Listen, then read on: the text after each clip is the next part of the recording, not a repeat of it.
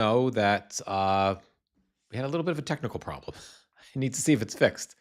Thank you for your patience. I'm sorry I had to end the live just a moment ago. Let me see. I just have to check TikTok here. I mean, TikTok. I'm sorry. I just have to check Substack to see if the Substack problem has repaired itself. Let's see. I haven't brought, right now, we've just got Substack, Instagram, Facebook. Hey, Tina, how are you? Substack, Instagram, Facebook, and Substack, Instagram, Facebook, and YouTube on the live. And if you guys could, I'm so sorry for the inconvenience, everybody. But if you could just bear with me, I'm just kind of watching the Substack feed for about 30 seconds or so, just to see it's been glitching out, which has been inconvenient, to say the least. Hey, Ann. So it looks, Substack looks stable now, I think. I hope. Hey, Gamer Vet Dad, how are you guys? Okay, no, we're aha. So it looks like we're glitching out again. And it looks like the glitching, right now we've got a couple of streams happening at the same time. And it looks like Substack is getting glitchy. Well, let's see. We had one glitch, but let's see if we get one like every 2 minutes or so. I'm not going to bring TikTok in yet. Maybe we'll leave TikTok out for today. Anyway, not that, I mean, I love our TikTok community anyway, but I keep getting bans on TikTok. So maybe it's probably better we leave well enough alone. Keep an eye on Substack for now, just to make sure we're not glitching out in that space with a multi-stream right now. And see how we do with Instagram and YouTube and Facebook. And we'll, if all goes well, we'll bring TikTok back in tomorrow. So I'm going to close TikTok up, and we'll get going. I'm so sorry that I'm starting to. It looks like we're okay. It looks like the glitching isn't too bad on. Hey, Irish Aggie, how are you? It looks like things aren't too bad. So let's just stick with what's working right now, and either later tonight or tomorrow we'll bring TikTok into the mix and hope for the best. So, Pete Hegseth, drunken Pete Hegseth, the pride of the Pentagon, right? Our lion, our warrior in chief in the Pentagon at the United States of America. Our white nationalist with that tattoo to prove it, Christian nationalist leader, the most unqualified, unfit, cartoon-like character, goofball, whiffed bag, dingbat, borderline sociopath, weirdo that has ever, to my knowledge, been assigned the position of Secretary of Defense, I should say. Or as he would like to say, Secretary of War. And he always likes to put his face up and give you that, that look. Right, Pete? So Pete, all right, guys, you know what I'm going to do? I'm going to tempt fate. I know we're going to get into Pete Hegseth. I know I've completely fucked up this live stream, but I want you to bear with me because this is the only way we can effectively troubleshoot. And not that it's your job to troubleshoot with me, but you're going to come along for the ride because that's what we do. I am going to start TikTok Live. We're going to integrate TikTok Live into this particular live. I'm going to pick up just where I went off with drunken Pete Hegseth. And we're going to see if Substack gets glitchy. So just bear with me. I'm opening TikTok Live as we speak. I'm hitting go live. Got to put a little bit of text in there. The text is in there. We are live on TikTok now. So let's see what happens. TikTok, how are you, my friends? We just brought you in. We've been going live for a couple of moments without you. Don't take it personally. It's just that we were having some technical problems. I was having some. Mitch was having technical problems. He always has. He's no good. He doesn't know what he's doing. I don't like him very much, that Mitch. But But what we're talking, let's just get right to it because I'm so far behind, guys, in this live because of my technical issues today. So, what Pete Hegseth decided to do during today's daily briefing, because he is now him and Donald Trump, the village idiot, are now the public faces of the war in Iran. And out of all the PR debacles that this particular administration could have found itself involved in, good morning, Gail, how are you? Could have found itself involved with making Pete Hegseth, right? Of all people, making Pete Hegseth the American face of the war in Iran for the American people had got to be the most harebrained thing they've done yet. So Hegseth decided today to mix church and state again. And theoretically, there's nothing wrong with it, except for the fact that it's him doing it. He decided to quote scripture when he was speaking specifically about the loss of our 7 American military members, service people, who we lost thus far in Iran, right? And Hegseth decided to have a bit of a solemn moment. And again, as much as Hegseth is a walking, just a walking, talking sort of goofball version of an adult cartoon character, as much as that's the case, we lost these folks, right? So I appreciate the effort to acknowledge them, right? Even from him, right? But he did it in a way that obviously exempted, all of America that doesn't read the King James version of the Bible, or well, he's not into the King James version. I'll share the new whatever version. I can't think of the name of it. Right, the modern sort of Christian interpretation of the Old and New Testament is where we're going with this, right? So Hegseth decided that in this moment of, I don't know what the word is, in this moment where he was going to honor those who we lost, after he talked about, blowing things up and stuff with almost sociopathic glee.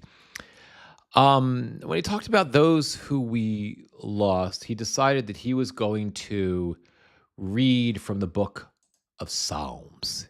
He was going to share a psalm with us. Now, the book of Psalms eventually comes from my crew, right? The book of Psalms is from the Old Testament.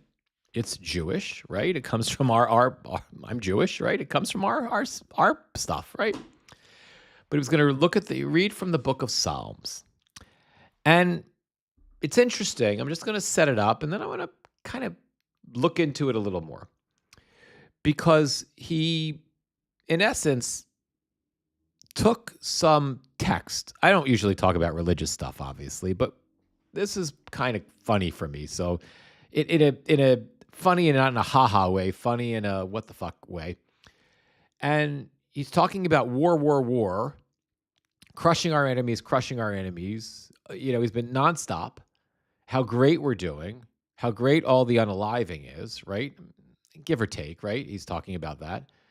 And then in order to, you would expect something, if there's anything decent to be said from him, when he's talking about the 7 service members who we lost, you would expect him to read something that would be comforting to the American people, comforting to the families of those who, are broken now because they've lost their family member.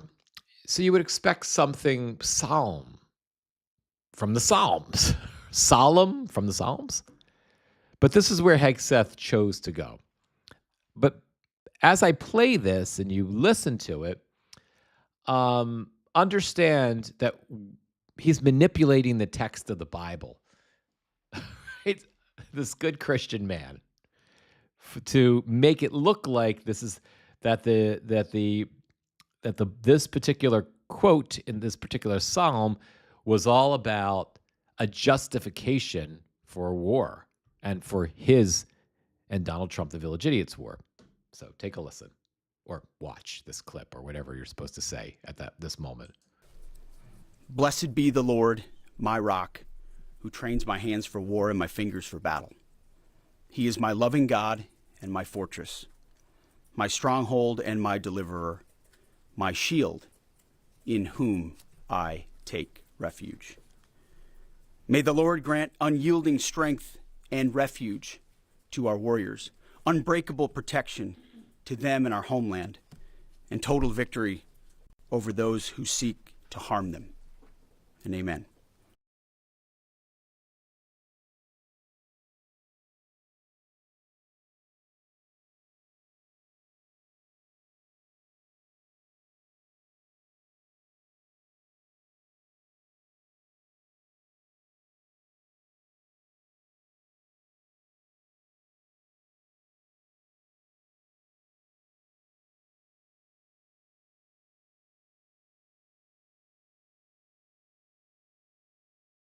Sorry about that. Thank you, Tina. Thank you, Patty Ann. I have a habit of doing that. I don't have my earbuds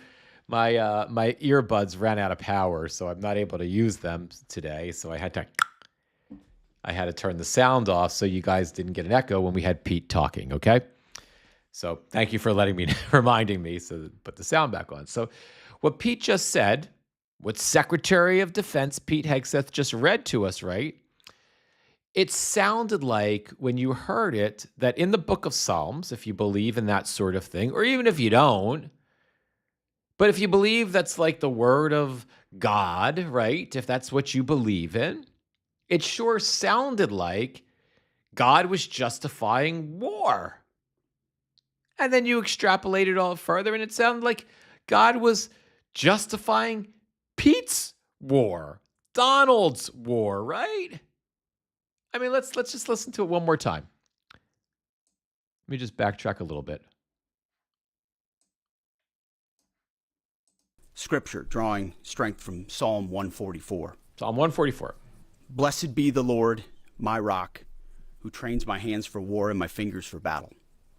He is my loving God. Okay. Just that beginning, right? It seems like he's saying, Hegseth is telling us that God told him it's okay. God trained him for war. War is good. Crush your enemies. Let's listen to a little bit more of Hegseth, and then I'm gonna show you something. My fortress, my stronghold and my deliverer, my shield, in whom I take refuge. May the Lord grant unyielding. Now, that second part, this, may the Lord take refuge, all that stuff, that's not in the psalm. That's just a prayer that people relate to the psalm. So again, if you listen to Hegseth using that psalm, it looks like he chose that one inappropriately and intentionally to make the case that God says this war is okay, that God says you should crush your enemies, that God made the guy, whoever the guy in the psalm is, Pete doesn't tell us this, made that guy's fingers for war, right? I mean, isn't that what the psalm says?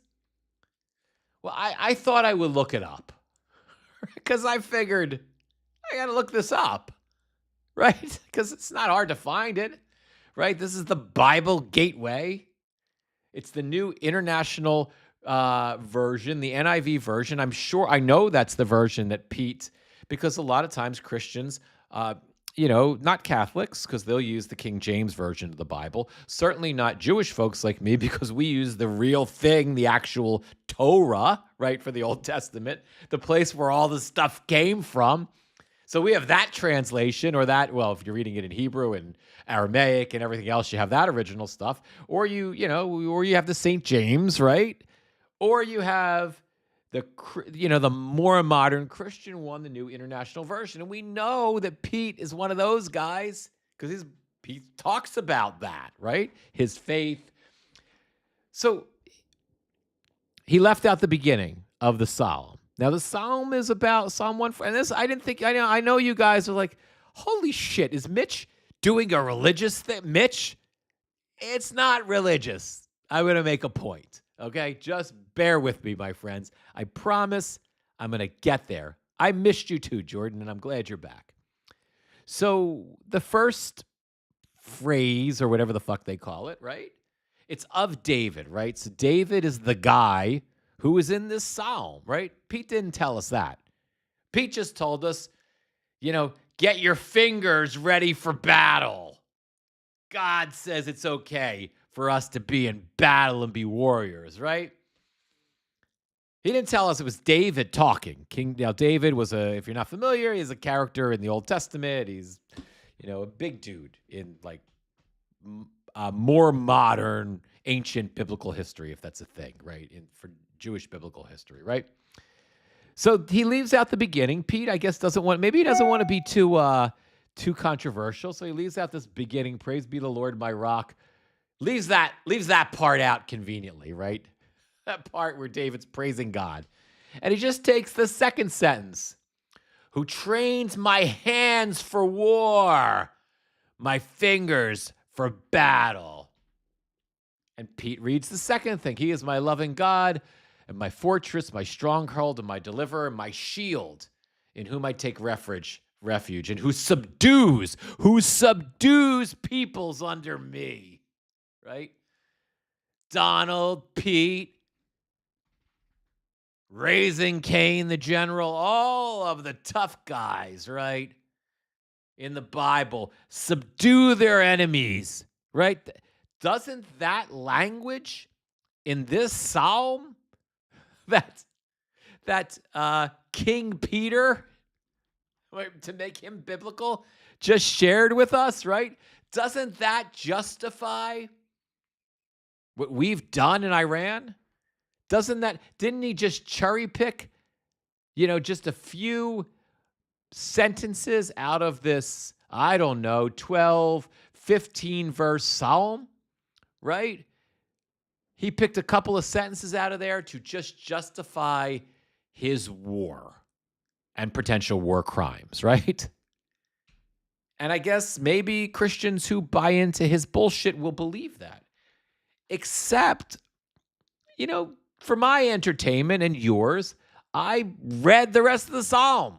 And I'm sure, look, I was a young kid. I've told this story a million times for different reasons. When Israel was doing its genocide in Gaza, I talked about how I grew up as a young kid going to Hebrew school 3 days a week, as a young Jewish kid going to a conservative synagogue, not from a religious family, but this is what you did. 3-4 days a week, and then we had to go to services on Saturday and Sunday school on Sunday. It sucked. I hated it. But I certainly must have come across this particular psalm. I can't imagine it's the first time I read it. But it's irrespective. I thought, Pete cherry-picked a little bit of this thing. Let me just see if TikTok's still here. I haven't gotten a ban on TikTok yet. That's unusual. That's a good thing. Pete cherry-picked these particular sentences. Praise be the Lord, my rock, who trains my hands for battle, my hands for war, and my fingers for battle. Like, hold your sword with your hands, Pete. He is my loving God and my fortress, my stronghold and my delivery, my shield in whom I take refuge, who subdues people under me. All right? But then when you read the rest of the psalm, which I did, right? I'm going to skip 3 and 4 because this is not that important for the narrative that I'm trying to share with you. 5 gets to this other part. Part your heavens, Lord, and come down. Touch the mountains so they smoke. Send forth lightning and scatter the enemy. Shoot your arrows and rout them. Reach your hand down from on high and deliver me and rescue me. Whoa, whoa, whoa, whoa, whoa, Pete. Slow your roll. Tough guy, Pete. That does not fit the narrative that you're trying to tell us. Reach your hand down from on high, deliver me and rescue me? This is supposed to be a psalm about being a badass, right? Right? Am I wrong? Is that not the impression that Pete gave us? We're at war. Pete keeps telling us we're the aggressors, we're the ass kickers. The Iranians better stop fucking, us, not the Iranians. He said the American people on 60 Minutes don't need to worry about Vladimir Putin giving information to the Iranians about what military installations to possibly hit, U.S. military installations. The Iranians better worry because we're kicking ass. But this psalm, right? This psalm is about, and I looked it up because I read it, and I'm not much of an interpreter of biblical stuff. I read the psalm myself, and then I looked up the interpretation. I see that Substack, we're kind of crapping out again. I'm sorry about that, but I'm going to work on this. It's about David here in this psalm is pleading with God to save him, right? David is getting his ass kicked, right, by foreign invaders, right? That the psalm is about deliver me from the hands of, rescue me from the hands of foreigners, right?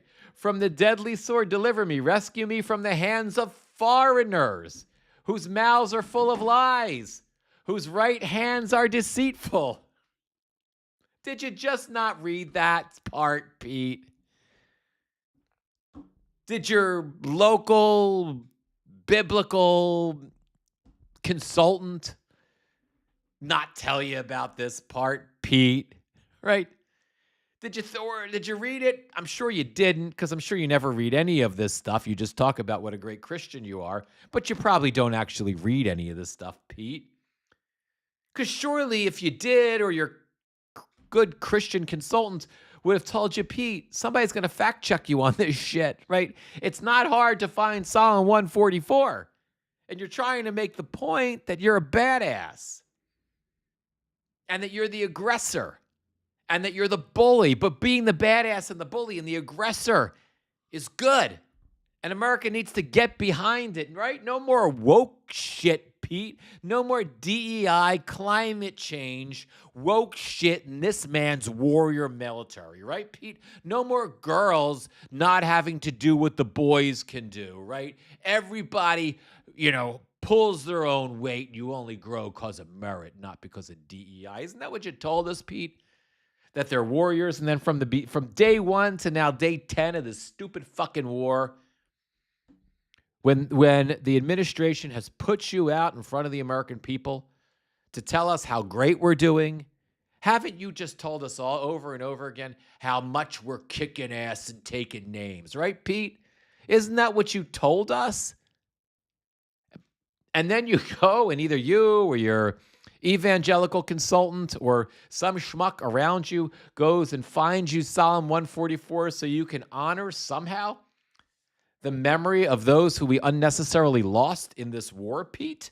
So you can honor them by cherry picking 4 lines out of a full psalm that somehow make the justification when you take them out of the context of the psalm, of the scripture, when you take those lines out of the context of the scripture, Pete, that somehow magically those lines that you took out suggest that God now is telling us that this is a holy war and we should be the bullies, the aggressors, and he will subdue the enemy beneath us. But they never told you, and maybe you had a couple too many tequilas before you, agreed to read these couple of lines, that somebody might look this fucking shit up, Pete, right? And might actually find out that this psalm is actually the polar opposite of what you're trying to achieve. Because in this psalm, Pete, the Iranians are David, and we are the foreigners, right? We are the liars, right? We are the ones that David is pleading with God to subdue because he's about to get fucking crushed.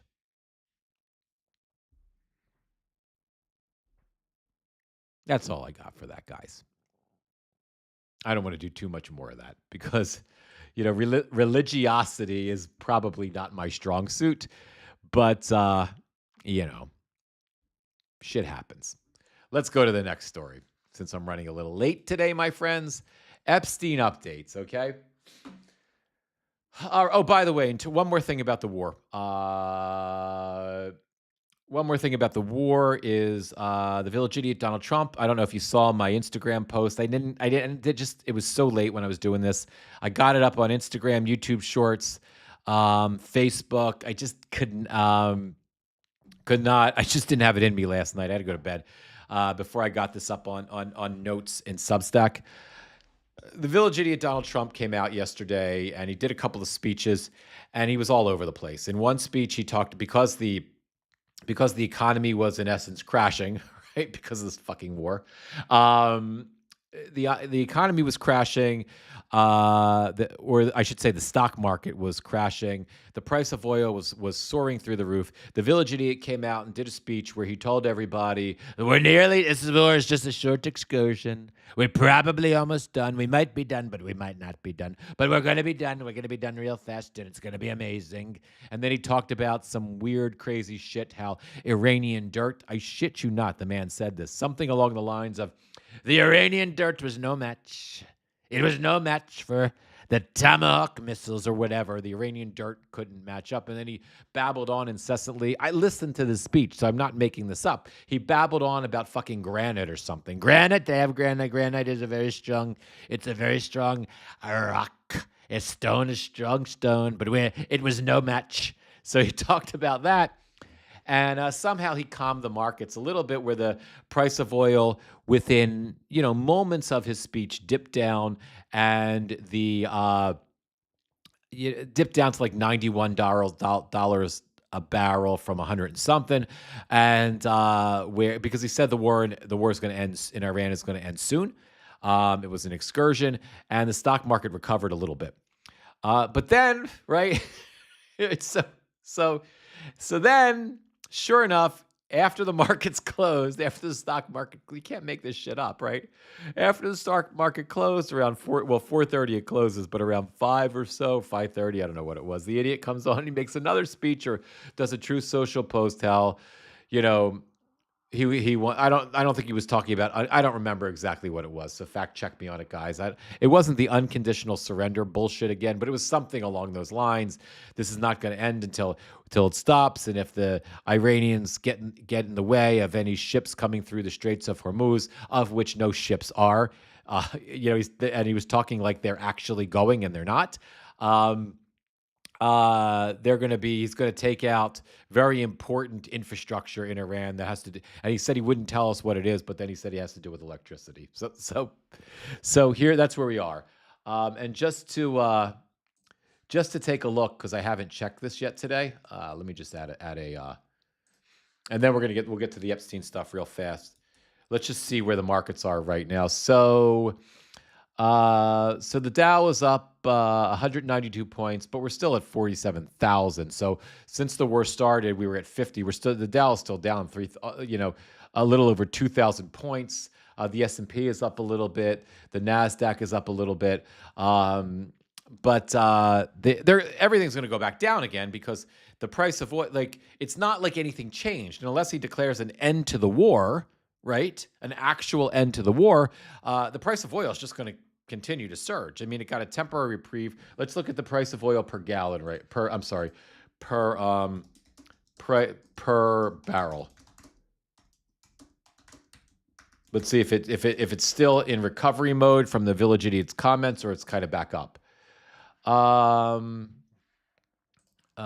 let's see. Crude oil, actual 85. No, that's not. I don't know if I'm looking at the right thing. I can't imagine it's it. So right now, all right. So crude was up to.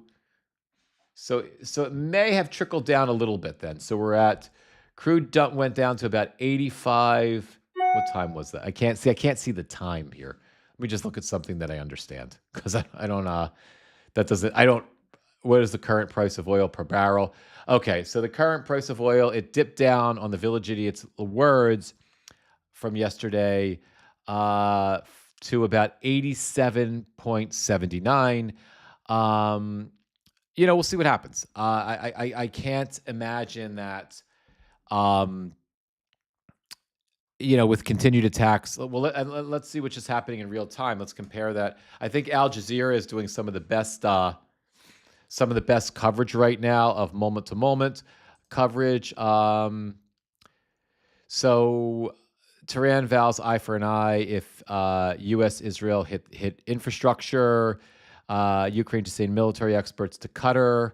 Putin speaks with Iran's president, urges a quick de-escalation. So that's probably why crude is going down. I would guess it's probably Putin reaching out to the Iranian. Again, I can see on TikTok we're flipping in and out again, guys. I really have to investigate this. I'm not on TikTok, on Substack, and figure out what's going on.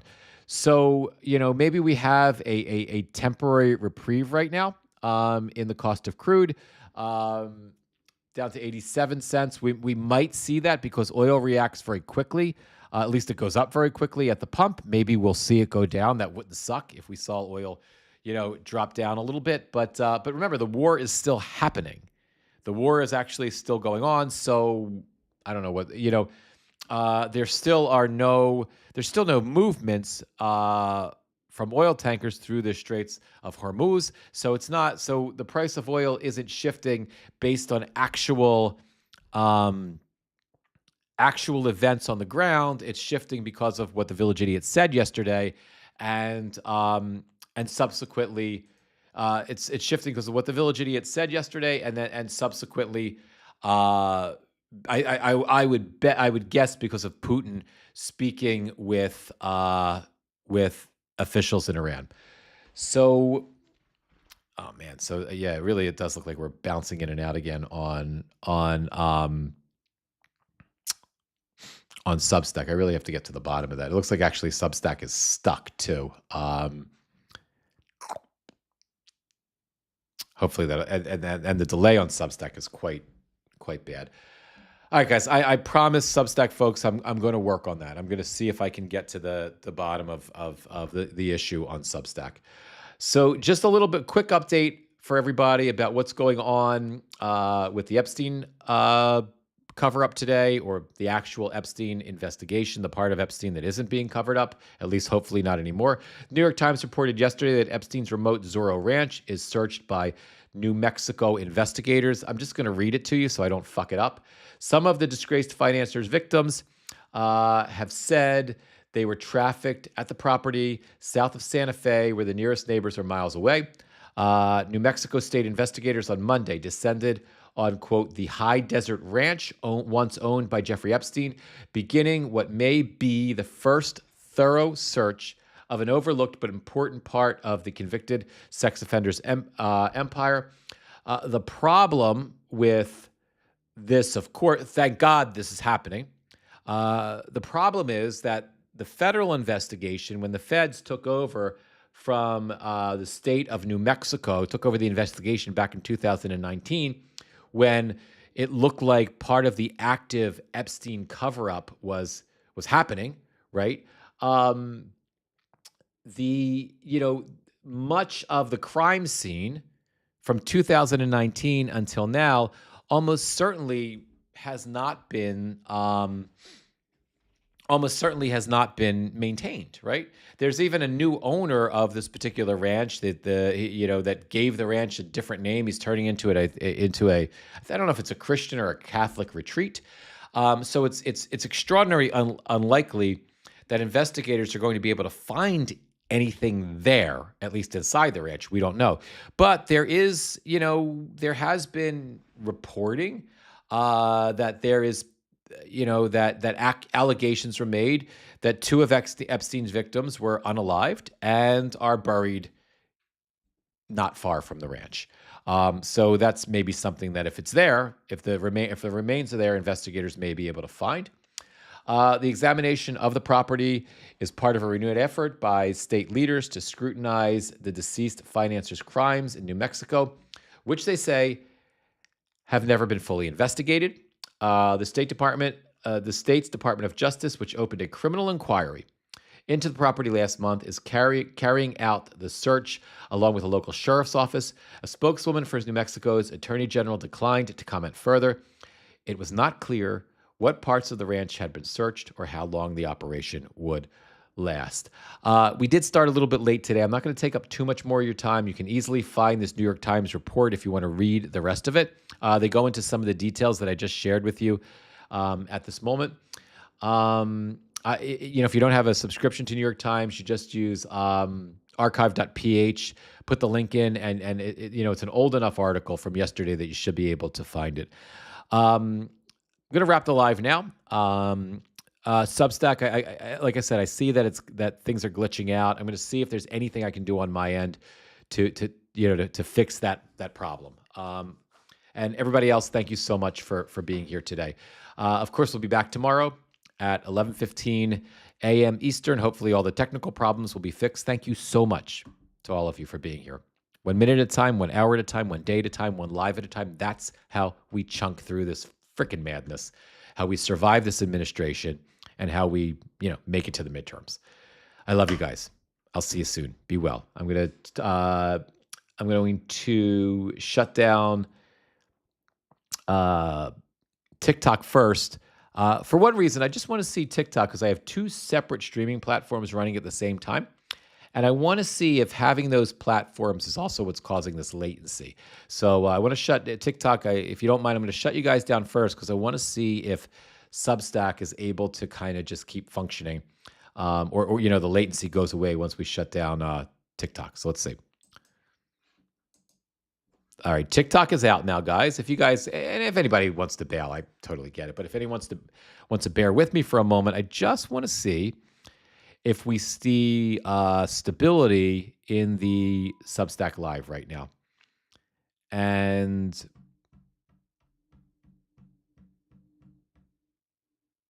yeah, that's it, guys. Everything looks good on Substack now. I know you guys on Instagram and YouTube and Facebook can't see this, but it's a lot of drama going on in Substack, right? There was a lot of drama happening in Substack. Substack was having a lot of problems. Like a dog. Substack was suffering like a dog. It wasn't working very well. But it absolutely... Oh, no. There goes Substack again, and TikTok isn't here, so... Gotta see if I can get to the bottom of this. It's not as bad as it was, but I have to see if I can get to the bottom of this. All right, guys, I'm going to wrap this up. I love you guys. Hopefully we'll be able to get this fixed. I mean, not hopefully. I will get it fixed sooner or later.